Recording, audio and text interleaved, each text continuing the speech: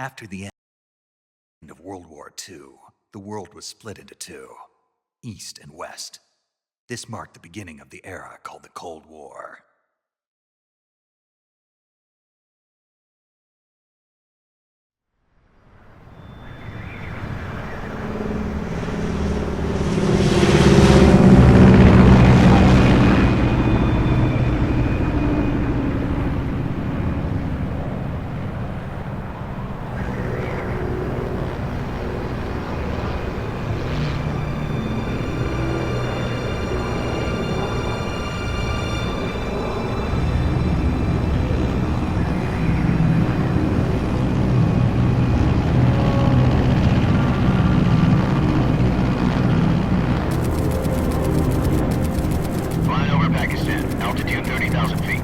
Approaching Soviet airspace.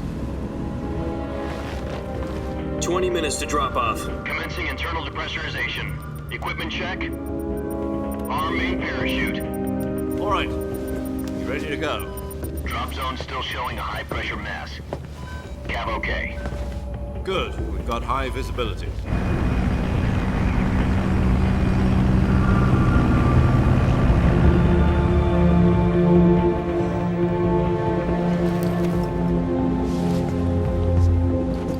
Put out that cigar.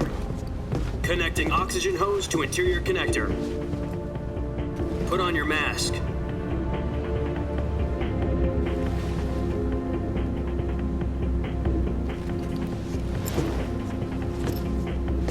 Does this panty waste know what he's doing? Approaching release point. 10 minutes to drop off. Hey, are you deaf? He said put out the cigar and put on your mask.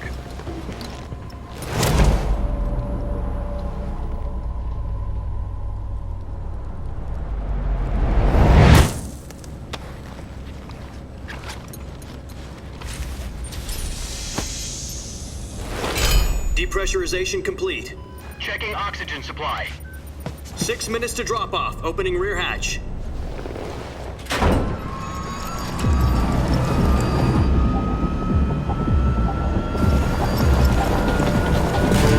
Sunrise.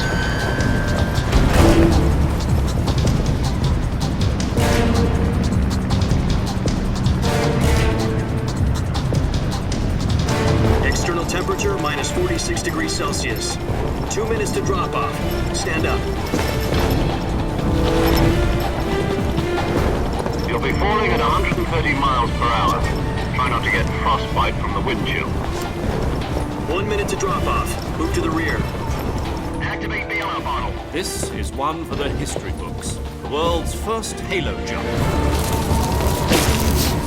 10 seconds to drop off. Stand by. Status okay. All green. Prepare for drop-off. Countdown. 5, 4, 3, 2, 1. Spread your wings And fly. God be with you.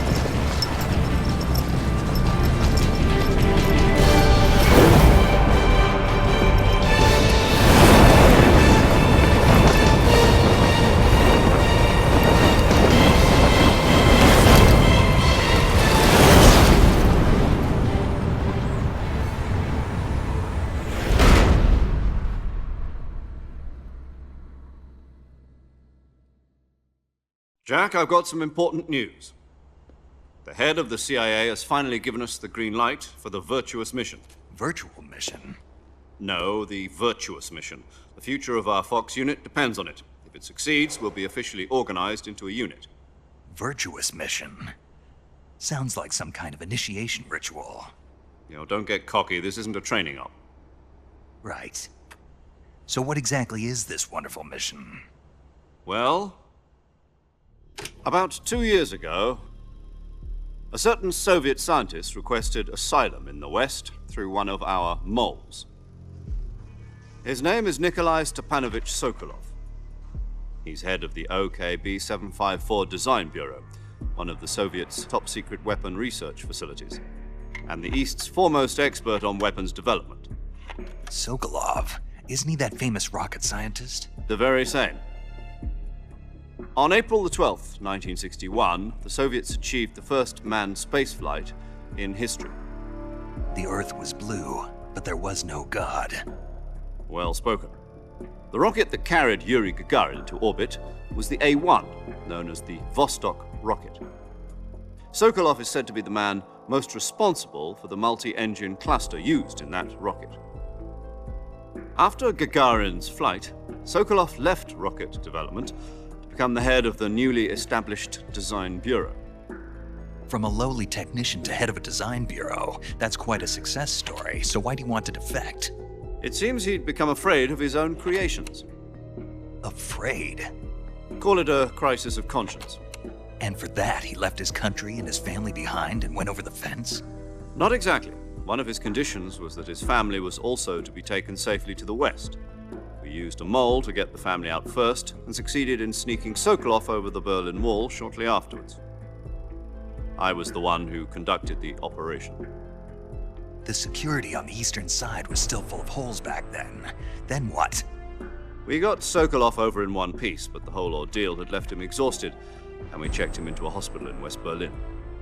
It took him 2 weeks and more than 600 miles to get from the research facility in the Soviet Union to Berlin. He was in no condition to say anything coherent. And it was only a week later that we had something much bigger on our hands. The Cuban Missile Crisis. October the 16th, 1962, President Kennedy received word that the Soviets were in the process of deploying intermediate-range ballistic missiles in Cuba. The President demanded that the Soviets dismantle and remove the missiles. At the same time, he announced a naval blockade to prevent further missile shipments from reaching Cuba.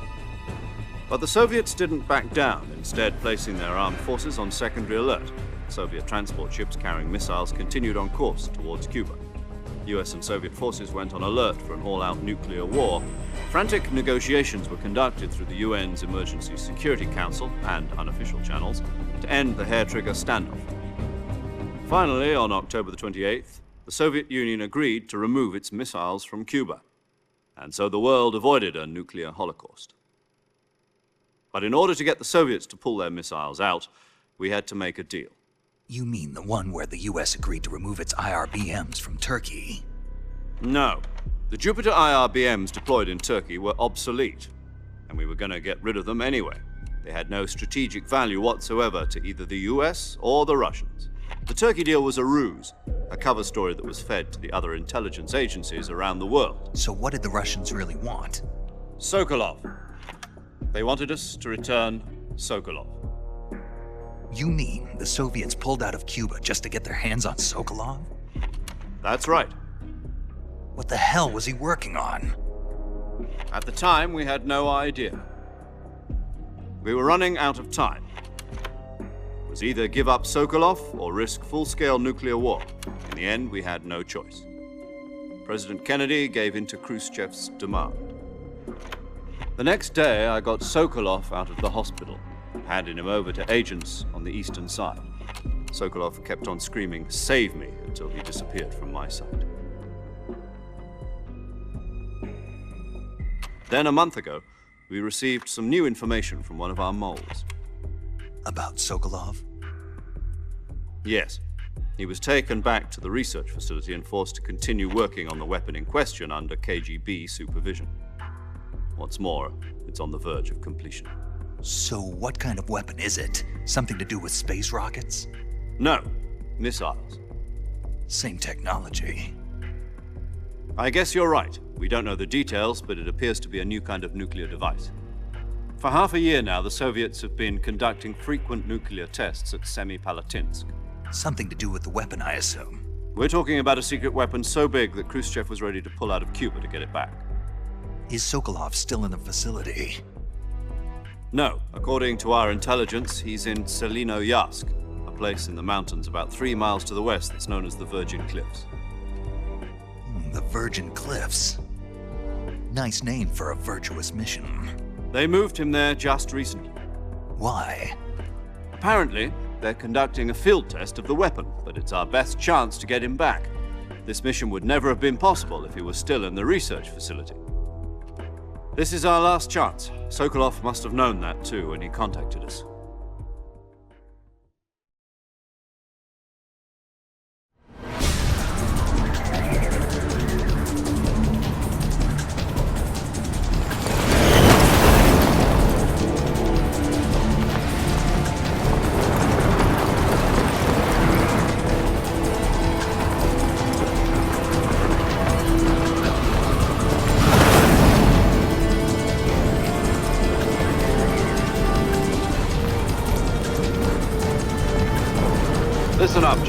Your mission is to infiltrate Selino Yask in the Soviet mountains, ensure the safety of Sokolov, and bring him back to the west.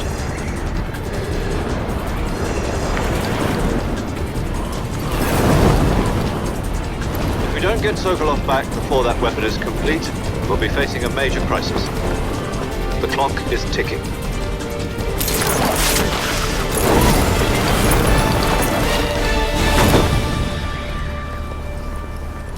Once we've confirmed the rescue of Sokolov, stand by at the recovery point. A recovery balloon will be dropped at that point. Helium will be pumped into the balloon to inflate it. The process takes about 20 minutes. Once it's complete, the gunship's arm will latch onto the balloon and pull it up. The Fulton surface-to-air recovery system. I'm familiar with the theory. Take it easy. It's been combat proven. Do you think Sokolov is up to it? The shock will be less than during a parachute jump, and the arm can handle up to 500 pounds. So you're planning on going over the border in a single combat Talon? She's equipped with two 6-barrel 20mm Vulcan cannons, as well as two 40mm machine guns. Sounds like she could hold her own against a battalion of tanks. Even with the fuel in the reserve tank, we're facing a 4-hour time limit. If all goes well, it shouldn't take more than a few hours. Home in time for dinner. But if anything goes wrong, you'll be eating dinner, breakfast, and all the rest of your meals in the jungle.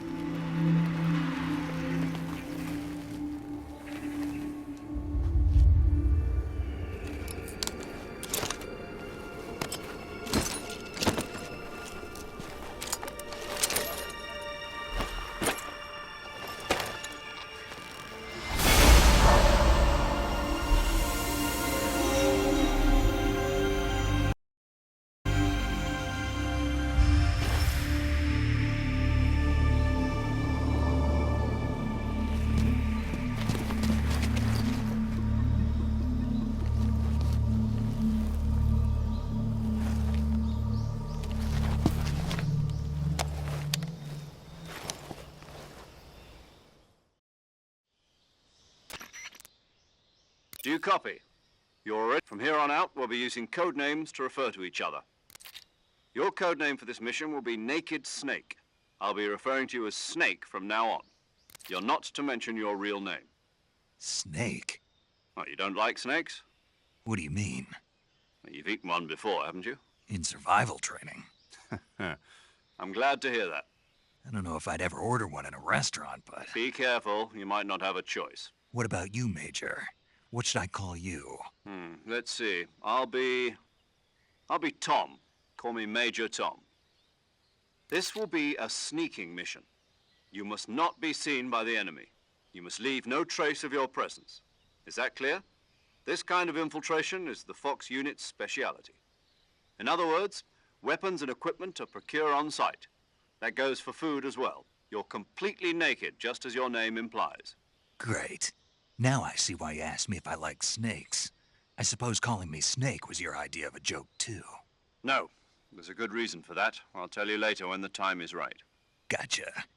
Getting back to the subject, how exactly am I supposed to feed myself?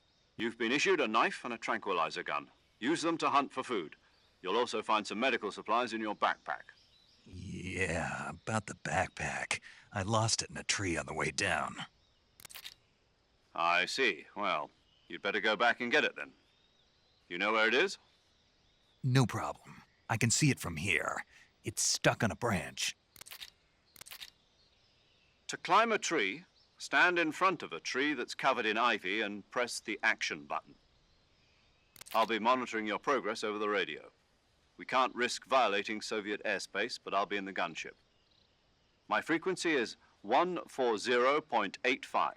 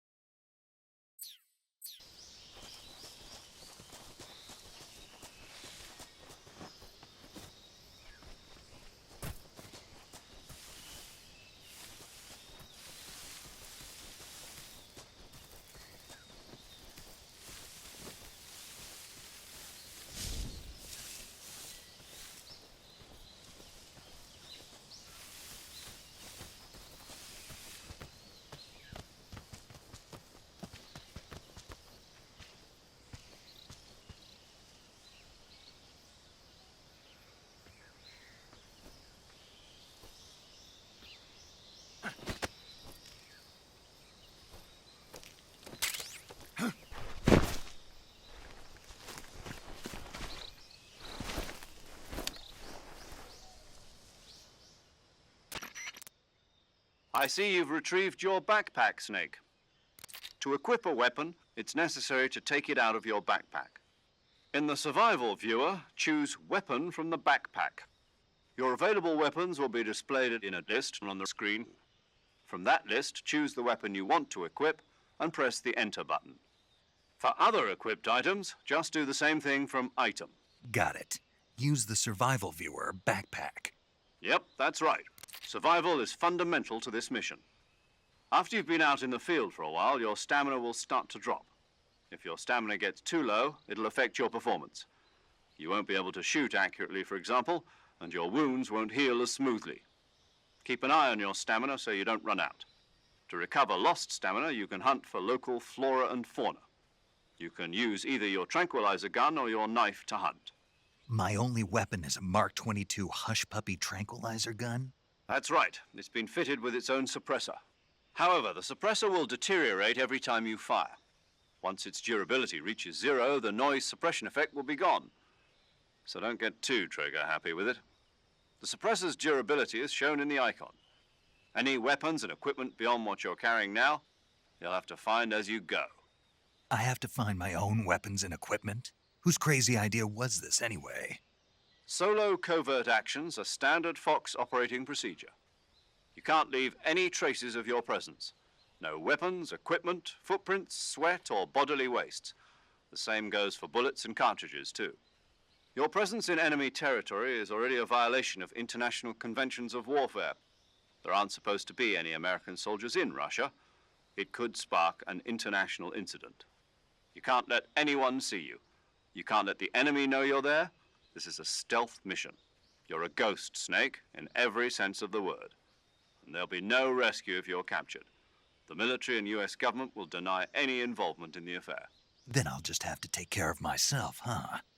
I'm afraid so. You've been given a fake death pill for that purpose. SIS guidelines stipulate that soldiers on covert ops like this one be issued a potassium cyanide capsule. Tape it to your body so you can take it when you need to. How generous of you. Use it if you're taken prisoner by the enemy. It'll send you into a state of false death for a short time. Fooling them into thinking that I'm really dead. So how do I come back to life? Just take the revival pill. You mean that thing they put in my tooth before the mission? That's the one. But be careful. If you remain in a state of false death for too long, nothing will be able to bring you back. Remember that. I'll keep it in mind. You said this was a solo mission, right? Right. I guess that means I can't count on any reinforcements. Correct. The mission rests entirely in your hands. A real one-man army. Relax. There's a support team ready to back you up over the radio. Who? I'll introduce them to you. This time, survival is of utmost importance. The first member of the support team will be in charge of monitoring your physical condition, acting as a medic, so to speak, as well as recording your mission data. She's a member of Fox as well, and she's here on the gunship with me. She? Hello, Snake. I'm paramedic. Nice to meet you. Paramedic. As in a medic who comes in by parachute. Aren't you going to tell me your real name? Are you going to tell me yours, Mr. Snake? My name, huh? It's John Doe. And they call you Jack for short. You're a regular Captain Nemo. A name means nothing on the battlefield. After a week, no one has a name. What's your name? Jane Doe. Very funny. I wasn't joking, but I'll tell you my name only if you manage to make it back alive. My frequency is 145.73. She's also in charge of recording your mission data. Whenever you want to save, send a message over the reserved save frequency, 140.96. So saving lets me record my mission data. That's right. It also records the state of your health. Good to know. There's one more person I want to introduce you to, Snake. Huh? Speaking of snakes, you remember the boss, don't you? A legendary soldier and your mentor. Actually, it was the boss that got the DCI's authorization in the first place. She's going to be serving as Fox's mission advisor. The boss is? She also helped me plan this mission. She and I were at SAS together. Jack, is that you? How many years has it been? Boss? That's right. It's me. Talk to me. Let me hear your voice. It's been 5 years, 72 days, and 18 hours. You've lost weight. You can tell just by the sound of my voice. Of course I can. I know all about you. Really? Well, I don't know anything about you. What's that supposed to mean? Why'd you disappear on me all of a sudden? I was on a top-secret mission. You didn't need me anymore. But there were still so many things I wanted you to teach me. No, I taught you everything you needed to know about fighting techniques. I taught you all I could. The rest you needed to learn on your own. Techniques, sure. But what about how to think like a soldier? How to think like a soldier? I can't teach you that. A soldier needs to be strong in spirit, body, and technique. And the only thing you can learn from someone else is technique. In fact, technique doesn't even matter. What's most important is spirit. Spirit and body are like two sides of a single coin. They're the same thing. I can't teach you how to think. You'll just have to figure it out for yourself. Listen to me, Jack. Just because soldiers are on the same side right now doesn't mean they always will be. Having personal feelings about your comrades is one of the worst sins you can commit. Politics determine who you face on the battlefield. And politics are a living thing. They change along with the times. Yesterday's good might be tomorrow's evil. Is that why you abandoned me? No, it had nothing to do with you. I already told you, Jack. I was on a top-secret mission. A soldier has to follow whatever orders he's given. It's not his place to question why. but you're looking for a reason to fight. You're a natural-born fighter, but you're not quite a soldier. A soldier is a political tool, nothing more. That's doubly true if he's a career soldier. Right and wrong have no place in his mission. He has no enemies and no friends. Only the mission. You follow the orders you're given. That's what being a soldier is. I do whatever I have to get the job done. I don't think about politics. That's not the same thing. Sooner or later, your conscience is going to bother you. In the end, you have to choose whether you're going to live as a soldier or just another man with a gun. There's a saying in the Orient, loyalty to the end. Do you know what it means? Being patriotic. It means devoting yourself to your country. I follow the president and the top brass. I'm ready to die for them if necessary. The president and the top brass won't be there forever. Once their terms are up, others will take their place. I follow the will of the leader, no matter who's in charge. People aren't the ones who dictate the missions. Then who does? The times. People's values change over time, and so do the leaders of a country. So there's no such thing as an enemy in absolute terms. The enemies we fight are only enemies in relative terms, constantly changing with the times. As long as we have loyalty to the end, there's no point in believing in anything, even in those we love. And that's the way a soldier's supposed to think? The only thing we can believe in with absolute certainty is the mission, Jack. All right, but do me a favor. What is it? Call me Snake. Snake. Oh, right. Your code name is Snake. It suits you well. That's right. The legendary unit that the boss put together during World War II was a snake. The Cobra unit, a group of heroes that brought the war to an end and saved the world. As long as you've got a legendary hero backing you up, you'll be fine. Isn't that right, Snake? Yeah, I can't think of anyone else I'd rather have with me. Oh, and one more thing, boss. Yes? It's good to hear your voice again. Same here. After all, who knows if either of us will make it out alive? Snake, you are always best at urban warfare and infiltrating buildings. But this is the jungle. Survival is going to be key. Those CQC techniques I taught you are sure to come in handy. CQC? Close quarters combat, huh? I've been in the Green Berets for the past few years. I'm probably pretty rusty. Not to worry. I'll be here to help you remember.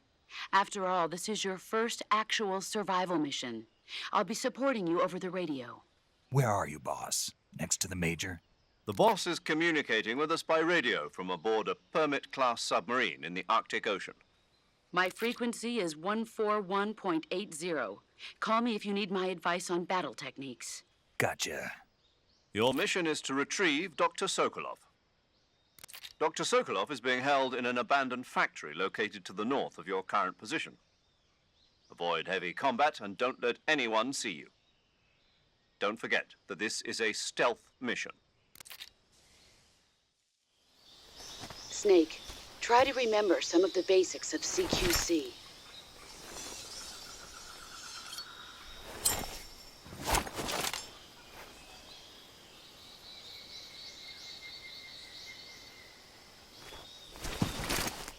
Commencing virtuous mission. Now,